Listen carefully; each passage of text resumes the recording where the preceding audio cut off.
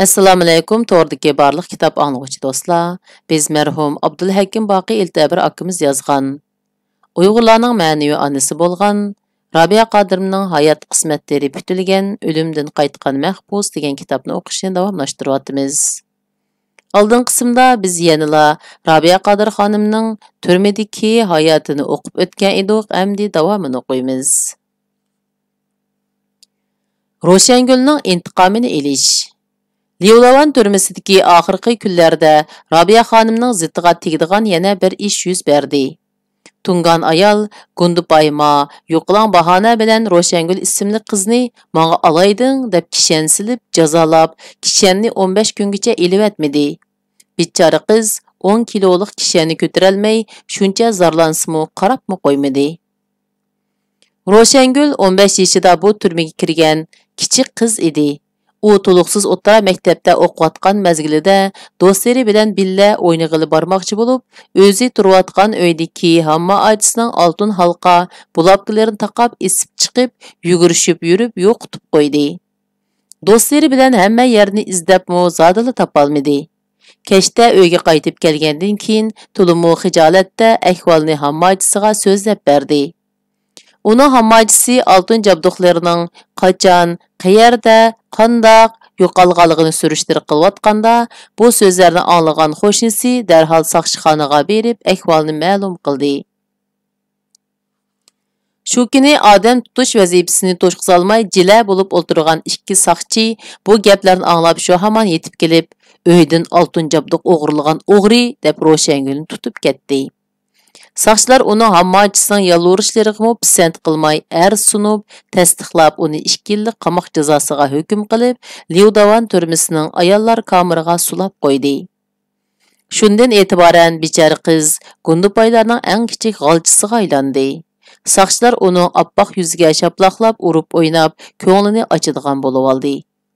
Bir kuni Gundupayma o'tib ketayotganda Rabiya xonim putini olmab qo'yib, o'rnidan qo'zg'almay o'ltiraverdi. Ma'ning ixtiyori bo'yicha bo'lganda Rabiya xonim darhol o'rnidan turib, qo'lini tuvan tushirib, beshini egib, "Xo'p" deb yo'l bo'shatishi kerak edi.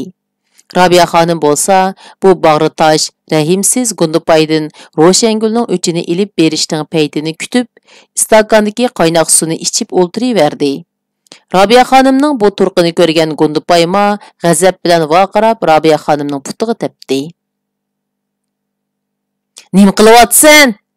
dedi Rabiya xonim o'rnidan turibla qo'ldagi istakanni qaynoq suv bilan qo'shibla uning yuziga otdi. "Nimishqa putimga tepsan? Men sening bo'zaq qilib o'ynaydigan kichik bolang emas." Ma'ning rangi o'ngdi. U sat vaqirg'incha yupurilib kelib Rabiya xonimga esildi. Rabiya xonimi uning chochlaridan changallab tutib tuvanga tortdi. Qiya-chiya ichida bir maydon jang boshlanib ketdi. Ma ha deb Rabiya xonimni uratdi.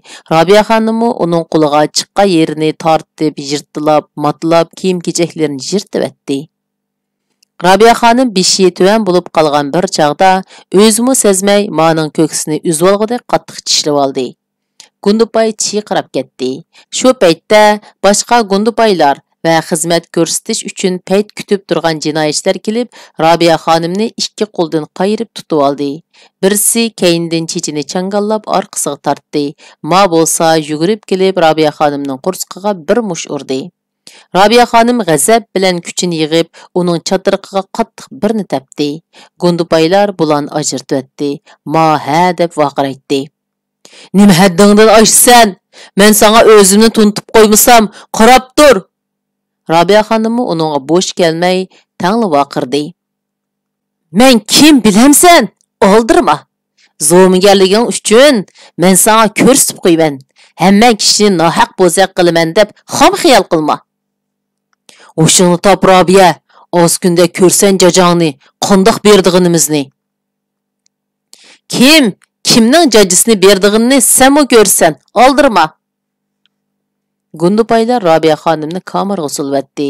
Rabiya xonim unlik ovozda vaqirdi. "Sojang! Bejinglik advokatim chaqirib beringlar, arz qilaman." Әтісі тәптіш мәхкемесінің кадрлері етіп келді. Гундупайның yolsuz jidal chiqarganligi isbotlangan bo'lsa-mu, ular o'zining kishilarga yon besib, masalani ikkala tarafga ortib bo'ldi qilishdi. Shuningdan keyin Gundupayma fursat topsila Robiya xonimni bo'zaq qilishga urinadigan, yo'qlang bahonlar bilan tishiga tegadigan bo'lib oldi. Robiya xonimmu payt topsila uni tillab, urib yaqin keltirmadi. Shu kunlarda Robiya xonimning cho'ng soti bo'lib 8 yillik qamoqqa hukm qilinganligi uqtirildi. Robiya xonim darija atlab sunib, javobini kutib turgan chaqda kamirning tomoq oladigan to'shigi echilib, Gundupaymaning beshi ko'rindi. U sat yejib turib, "Mana ko'rdingmi? 8 yil. Chaqchaq gap emas, naq 8 yil. Aslida-ku etib etish kerak edi seni. Amdisini xohlasak, har kuni odam o'lib turadigan ko'mir konga solaymiz. Xohlasak, Gensudagi och qolganlarning turmisiga o'tkaymiz. Ish qilib, bu yerdan sening so'ngaklaring sharoqlab chiqadi. O'zing turmada chirib tugaysan. Sen degan siyosiy jinoyatchi. Chet elga davlat maxfiyatligini yetkazgan ishpiyon. Har bahona bilan yilingni uzartib etimiz.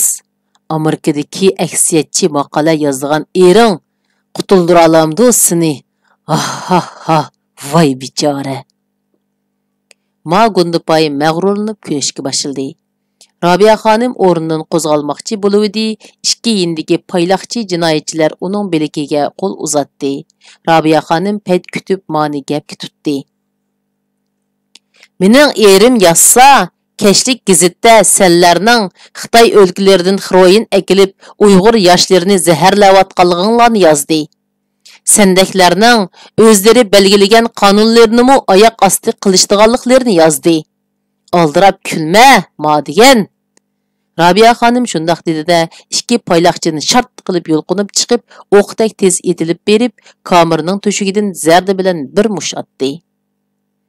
"Voyjon!" degan ovoz bilan tang, ko'zlari ko'kkargan, yuzi qonigan ma yerda do'milab nola qilishga boshladi. "Men arz qilaman, qonun qodirini urgan jinoyating uchun yana 3 yil qo'shib kesilsan, qarab tur. Qo'lingdan kelsa etivat. Lekin haqiqat bir kun aqlindi. Jajjongni shu kuni beraman. Sen bilib qo'y, qanjuq it g'olchisi." Robiya xonim amdi g'oliblarcha kulimsiradi. Majra rostilla ching'iq chiqib ketdi. Robiya xonimmu advokati orqali arz sundi. Gundupay mamu arz qildi.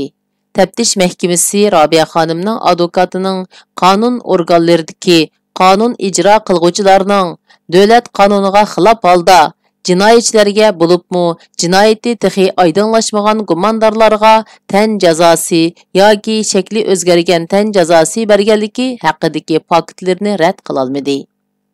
Gundupayma jazolanmagan bo'lsa-mu tashkiliy tarafidan qattiq tanqidlandi. U qiydab xizmatdan chekinish haqida do'q qilgan edi. Yuqoridan kelgan boshliq uningga: "Yo'ldoshma, haddingizdan oshmang. Chaqchaq qilmang arbob bilan, arbob urar harbob bilan" degan gap bor. Siz odatdagi odamga qilganlaringizni Robiya xonimga qila olmaysiz. Markazdan qattiq yo'l yo'riq bor. Bu xalqaro masala. Biznimi balog'i tiqyapsiz, dedi. Shundan keyingi kunlarda ma Robiya xonimning kameri atrofidan o'tolmaydigan bo'ldi. Robiya xonim uni tillaydi, tukuratdi, qo'liga chiqqan narsani uning atatdi.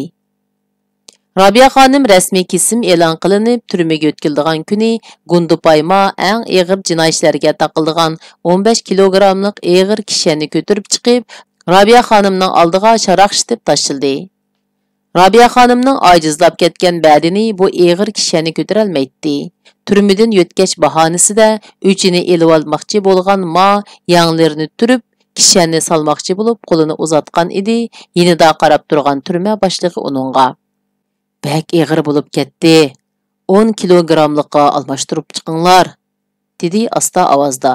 Ma norozi bo'lgan qiyofatda bir oz dumsiyib qo'yib, yana bir kishani oldirab elib chiqib sharoqshitib yerga tashladi. Bu chaqda yan tarafda qarab turgan Uyg'ur saqchi Sheringul cho'ng-cho'ng qadamlar bilan mengib kelib, yiqilishib, engishib turib kishanni qo'liga oldida piqirtib yiroqqa tashlavetdi. Kishan zanjirlari qattiq sharaqshigan ovoz bilan tang yerga tushdi. U qiz Xitoy tilida ravon so'zlashga boshladi. Hozirgacha jinoyati bekitilib, yo'tkalgan qaysi jinoyatchiga kishan silib baqdiq? Nima uchun davlatning belgilamalarini o'zimiz bilib turib ijro qilmaymiz? Bizning Robiya Qodir xonimni jazolash haqqimiz yo'q-ku. Kishan silishga bo'lmaydi. Nemishqidir bu qizning mardona so'zlari ta'sir qildimi yoki u qizning dadasining qonun sohasidagi huquqidan qo'rqishdimi? Ish qilib turma boshlig'i va ma ikkisi tang tishlarini yushurun-g'uchuriltib keyniga qarab turib oldi. Uyg'ur saqchi qiz Robiya xonimning qo'liga yenik bir shaklda taqoqni bo'y soldi va uni yo'tkash avtomobilga chiqarib etdi. Bugundan e'tiboran siz jinoyatchi hisoblansiz. Bizning tutib turish o'rnining, hatto turma saqchilarining sizni urush, tillash huquqi yo'q. Agar og'ir ahvol ko'rilsa, menga xabar qiling. Men davlat qonunini qo'g'dayman, dedi. Robiya xonimning ko'zidan issiq yosh agidi, chunki u turmaga sulangandan buyon tunji qitim yana kelib, o'zining millatidan, o'zining jinsidan qisman bo'lsa-mu hesdashlik ovozni anglayotdi. Rahmat singlim. Shu so'zlaringiz uchun men rozi, deyaladi Robiya xonim. Qarang'u kamirdagi shirin xiyollar. Bugun 2000-yili 11-oyning 11-kuni.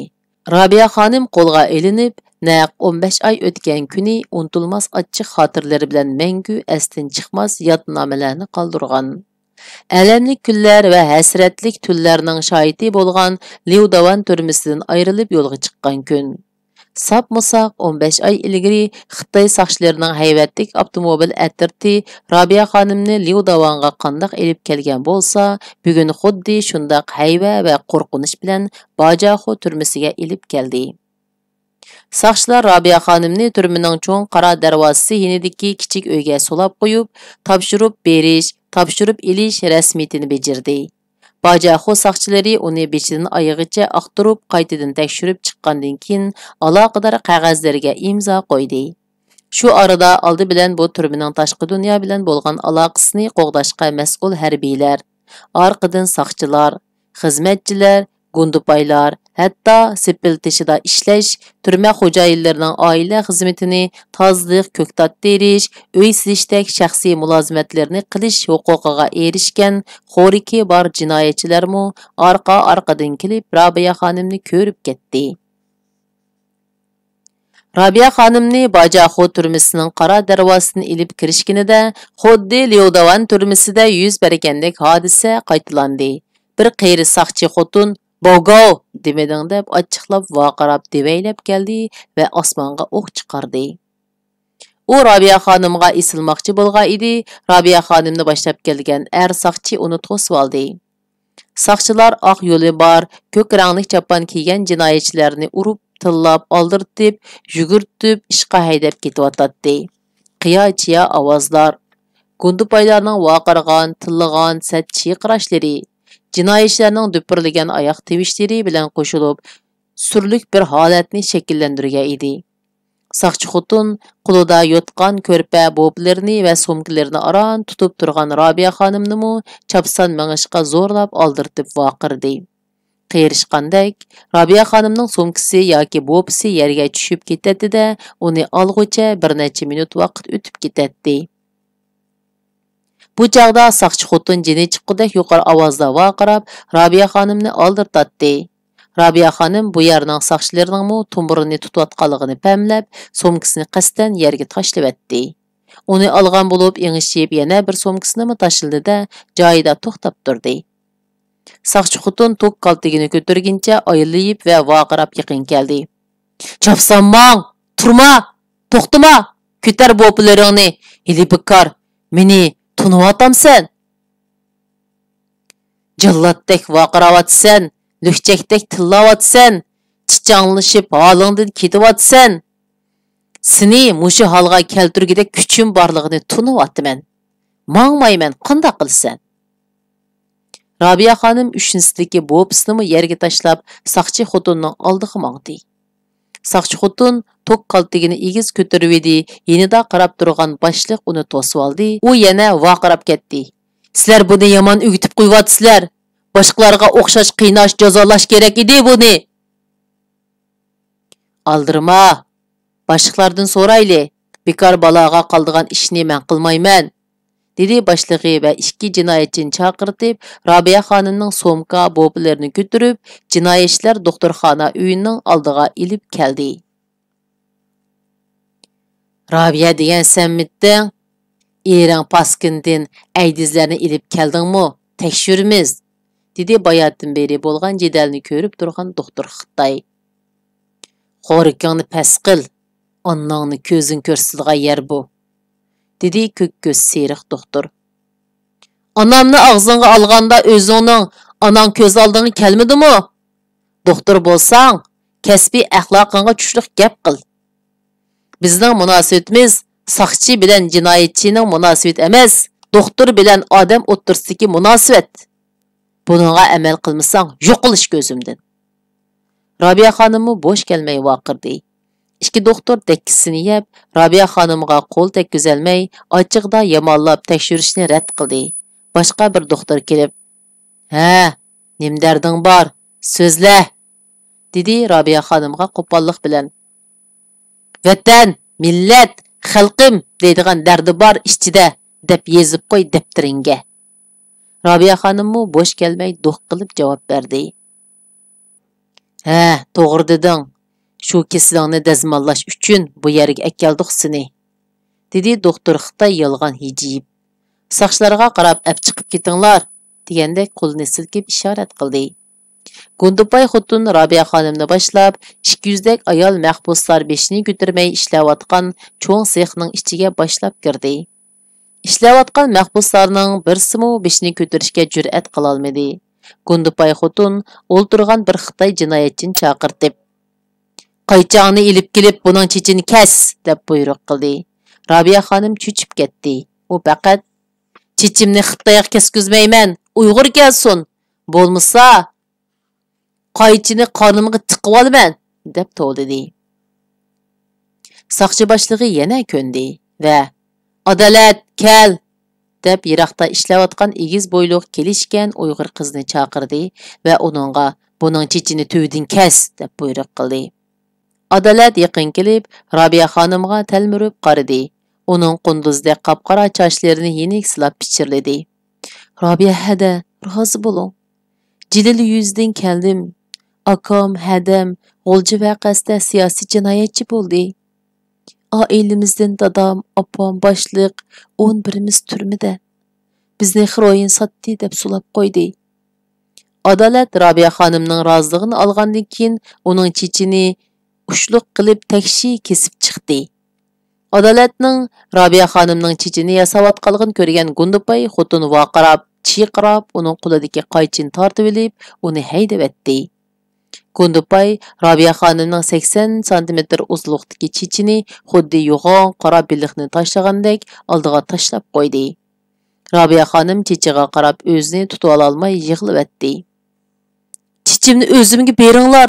Hech bo'lmasa odamzotsiz bir yerga ko'mib qo'yinglar." Saqchi xotin Rabia xonimning yalvurishiga pisand qilmay, uni boshlab tahoratxona oldiga elib kelib, chechini uning ko'rsib turib, nijosat ustiga tashlab etdi. Bu bag'ritosh saqchining rahimsiz qiliqi Rabia xonimni hushyorlantirdi. Rabia xonim beshini qat'iy silkidi-da, "Xalqim issiq qinini to'kyotidi. Mening chechimni tashlasa nima bo'pti? G'ayrat qilay", deb o'yladi. "Qo'lingdan kelganini qilib olish, lekin oldirashma. Bir kun keladi, hammasining hisobini beradigan", dedi saqchiga so'g'uq kulib. Shu asnoda tikilgan paxtaliq oyoqlarni ko'tarib ketayotgan bir mahbus qiz yiroqdan Rabia xonimga illiq kulimsirab qaradi va ko'zini qisib qo'ydi. Rabia xonim diqqat bilan qarab, Livdavan turmasidan yo'tkab ketgan Qadinas turmidishi Shamshunurni to'didi. Ammo ortiq didorlashish fursati bo'lmadi. Shundaqdimi Robiya xonim bir xil tuqqinini ko'rgandek hissiyotda bir oz shodlikqa cho'mib oldi. Saqchilar Robiya xonimni darvoza qishidagi bir kameraga 2 nafar Xitoy jinoyatchi bilan billa sulab qo'ydi. 2 Xitoy xotini birdam vaqirab, birdam qochquchilarni taraqshitib, birdam karvetini silkib, g'ichirlatib, topshiriq bo'yicha Robiya xonimni tong otgan qadar uxlatmadi. Seherda saqchilar Robiya xonimni kameradan elib chiqib, o'ngib ketgan ko'k ranglik eski paxtaliq chapanni va paxtasi titilib ketgan yo'g'on ishtonni uningga zo'rlab kiydirdi-da, put quliga kishan taqoqni silib, aynakning oldiga akilib to'xtatdi va masxara aralash. Aptangni obdan ko'rib ol. Bu go'zal jamolingni ibrat qilish uchun ko'pchilikka sazoy qilamiz, dedi. Odam sat emas, kiyim sati degan rost gap edi. Robiya xonim chuvilgan qisqa chechini, chapanning yoqasiga kirib ketgan beshini va uchisidagi quloq jandidek ko'ndirib ketgan oq yo'li bor ko'k ishton chapanni ko'rib, o'zini toniy olmayli qoldi. Kiyim uni shundoq satlashtirayotgan ediki, Robiya xonim bu turqi bilan ko'rgili tashna bo'lgan mahbuslarning oldiga berishdimi nomus his qilatdi. Saqchilar uni majburiy haydab mangdi. Turma ichidagi keng maydonda 2000 dak jinoyatchilar qator-qator qilib tizildirilib, harbiylardek ratlik o'ltirg'izilgan edi. Bir tarafida saqchilar, gundupaylar uchun maxsus sahna hozirlangan edi. Robiya xonim 2 qo'lini juplab, belikidagi taqoqni ko'targunicha, putidagi eg'ir kishanni sharaqshitib so'rab, asta mingib maydonga kirdi. Keldi! Robiya xonim keldi! Jinoyatchilar orasidan birisi unlik tovladi. Ovoz bilan tang butun Uyg'ur jinoyatchilari gurrita o'rnidan turib ketdi. Orqadilla Xitoy jinoyatchilari qopdi. Hatto o'zining nima qilayotganligini his qila olmagan sahnadagi saqchilarmi o'zligidan o'rnidan turib ketdi. Uyg'ur mahbuslar hayajon bilan oldiga intilatdi. Ko'zlaridagi yoshni surtishatdi. Tuyuqsizla birisining boshlab berishi bilan hamma jinoyatchilar chavoqchilashga boshladi. Bu chaqda saqchilar jiddilashib tartib saqlash uchun o'rinlaridan turib atrofga yugurdi. Vaqirash, jaqirash, bosh ustida piqirayotgan tok qaltaklari qarg'i kelmadi. Saqchilar osmonga qaratib o'q etishga boshladi. Ammo mahbuslarning jinoyatchilarning hayajon bilan talmurishlarini to'siy olmadi. Bu chaqda Robiya xonim 2 olqinni juplab, beshini yenik lingshitib, ko'pchilikka salom bergach, oldiga qarab mangdi. U sahnaning uduliga kelganda beshini ko'tarib, taqoqqa juplangan qo'li bilan to'xtanglar degandek ishorat qildi. Atrof birdilla jimjitlik cho'mdi. Har xil popuzlari bilan jimiq tura olmagan jinoyatchilarning bu timtasligiga hayron bo'lgan saqchilar asta Robiya xonimga qarab jim turib qilishdi. Bu yerdagi qattiq tuzum, qaltak ostidagi intizom, o'lim vahimasi bilan bo'ysundirilgan iroda bugun buzilgan edi. Begunoh mahbuslarla emas, qotil, o'g'ri, yanchuqchi, hatto xiroyinchi jinoyatchilarmi hech nimadan qo'rqmay Robiya xonimni qarshi olmoqda edi. "Eng avval vaqirgan kim?" Turma boshlig'i hosirab ketgan tiniqini texishda to'xtalmagan holda tovladi. Yeshi 50 dan oshgan o'ruq Uyg'ur ayol qo'lidagi hassiga tayinib o'rnidan turdi. Men vaqirdim. Men Robiya xonimning soyasida do'kon ichib, bolalarimni boqqa edim. Xonim qo'lga ilingandan keyin ish yo'q. Bolalarimni boqolmay, ilojsiz xiroyin sotdim. Ayol yig'lab tashildi. Saqchilar darhol uning qo'liga taqoq soldi. Turma boshlig'i yana vaqirdi. Mahkum bir oy qorong'i uyga silindi. Bir oygacha bir vaqt tomoq berildi. 15 numari tortildi. Rahmat xonim, qo'rqmasizlar bulardan. Sizlarmi bizni deb kirdilar. Obdan bilamiz. Saqchilar vaqirayotgan ayolni so'rigincha ilib chiqib ketdi. Turma boshlig'i amdi maydondagi pakar o'rindiqlarida o'ltirgan jinoyatchilarga so'zlashga boshladi. Bayotin beri o'qishmay turib ketdinglar. Mana bu Robiya. 8 yil kesilgan jinoyatchi. U Amerikaga maxfiy material avatgan josus. Chet eldagi bo'lgunchi kuchlarning chopar beni. Bundan keyin kim uningga qarasa, kulsa, so'zlasa, qorong'u uyga solindi. Tovoq berilmaydi. Oilasi bilan ko'rishtirilmaydi. Kechirim numeri tortiladi. Saqchilar Robiya xonimni shu maydondan udul qora turma deb atalgan qorong'u kamerga akirib so'livetdi. Jinoyatchilar dozaqqa o'xshatadigan bu qorong'u turma ustida kichikina to'nligi bor qop-qorong'u kamera bo'lib, Robiya xonimga bekla alam qilg'ini kamerada uning mingishiga, yetishiga ruxsat qilinmadi. Faqat belgilangan joyda jim o'tirishi kerak. Midirlabla qo'ysa, kuzatish apparatida ko'rinib qoldi. Jallod xotun shu hamon kanayda vaqiraydi. Her kuni ikki mahbus uning tomoqini akirib berib, yeb bo'lg'icha lamjim demay qarab turib, qachisini ilib chiqib ketadi. Robiya xonim faqat yolg'ondan tahorat uchun ruxsat ilib ancha-muncha midirlab oladi. Robiya xonim shu yotqincha 45 kundan keyin bir qitim oftobga chiqdi. 3 oy bo'lganda bir qitim bolalari bilan ko'rishdi. Saqchilar uningga bolalari ilib kelgan yotqan ko'rpalarni bermay, eski palasini tashlab berdi. Robiya xonim qattiq og'rib qolganda, bolalari akelgan tayyor cho'pni 5 taldan 2 qitim berdi. Robiya xonim bu cho'plarni parchalab bilib 4 oygacha yedi. Ko'nilar el bilan bo'lgan o'lim bajoyiki to'y deb bekor etmagan. Dunyoda inson uchun eng og'ir jazo yolg'izlik. Atrofingda minglarcha odam, lekin hech kim senga qaray olmaydi. Hech kim senga gap qila olmaydi. Tong otmas kechilar, kun patmas kunduzlar tugamaydi. Oxiri uzilmas xiyollar, shirin aslimalar, tatliq o'ylar, unutulmas xotirlar, tugmas kashmishlarning oyig'i uzilmaydi. İnsanның hayatida hiç ehmiyeti bo'lmagan bir muncha ishlar bu zerikishlik yolg'izlikda ajoyib sehrlik voqealardek tuyuladi. Robiya xonimning doim takrorlanib turgan shirin xiyollari ichida oilasining echinishli qismatlari alohida vaqt oladi. Bugun u yana ota-onasini, qarindoshlarini eslab qoldi. Robiya xonim ikkinchi qizi Ro'shangulni tuqqan chaqda opisi oshqozon yarasi bilan og'rib saqiyolmay kuchada olamdan o'tdi. Shu kuni u erini, bolalarini atrofiga yig'ib vasiyat qildi. Bolalarim, hayotimiz bo'yi vatansiz, yurtsiz sargardon bo'lib o'tdik. Buning sababini menga kim aytib beralaydi? Bu savolga javob beradigan odam avlodlarig'mi, xalqig'mi javob beralaydi, deb to'xtadi. Hammasi jimjit zuvan surmay turdi. Robiya opasiga: "Xitoyning zulmidan shu kunlarga qoldik, opa", deb javob berdi. Opasi mamnun bo'lib: "Mendan keyin ukalariga Robiya qarasin. Dadanglar bir yildan keyin yeshi to'xtagan vafodor birsi bilan o'ylansin. Ammo to'y kuni mening tuproq beshimga chiqib, birchilik suv quyvatsin.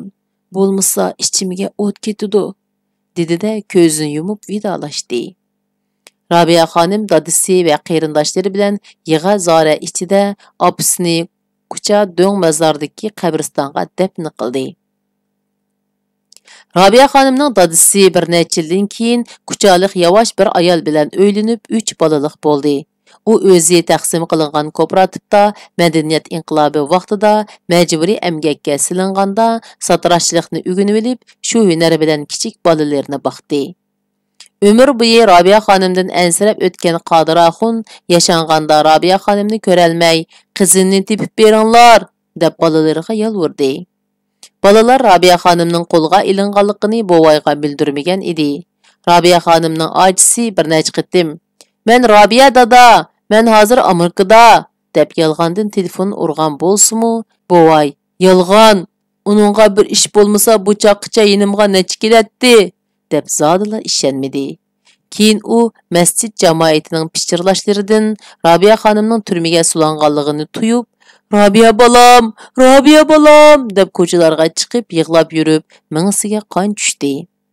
Oxirida qizimni bir ko'rib olay deb yalvorib turib olg'ashqa, bolalari uni zambiliga yatqizib Urumchiga ilib kelgan bo'lsa-mu, Bajaxo turmisining bag'ritash soqchilari uni Robiya xonim bilan ko'rishtirmadi. Robiya xonimning ochilari Zuhraxon, Hajarxon va singlisi Orzugullar xizmatlaridan dam ilishga chiqib, hozir Urumchida yashayotdi. Kichik singlisi Xalcham Chiriyada uy tutib 3 bolasi bilan billa. Hozir ilchida do'kon ichib tijorat qilyotdi. Robiya xonimning ukisi yolg'iz o'g'il Muhammad kichigidilla turmining ta'mini tetigan edi.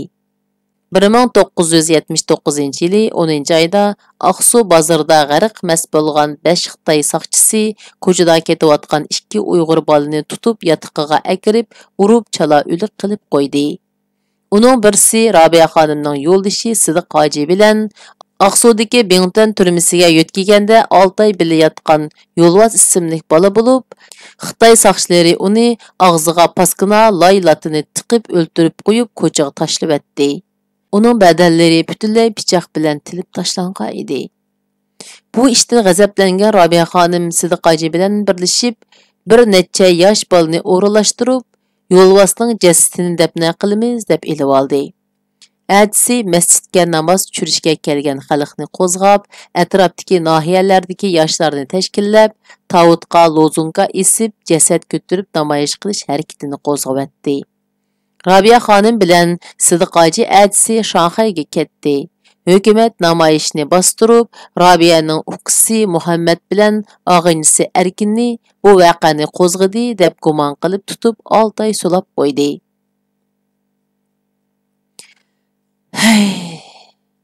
Bütün oilamda mening dardim tatmagan birsimi qolmadi. deb eg'ir xursindi Robiya xonim xiyoldan beshini ko'tarib. Robiya Qodir xonim qorong'u kamerda ana shunda xiyollar bilan naq 2 yilni o'tkazdi. Shunda qilib bu qitimliq kitob o'qishimiz mushargach bo'ldi. Davomini kelgan qitim o'qiymiz. Xayr xo'sh, Allohga omonat.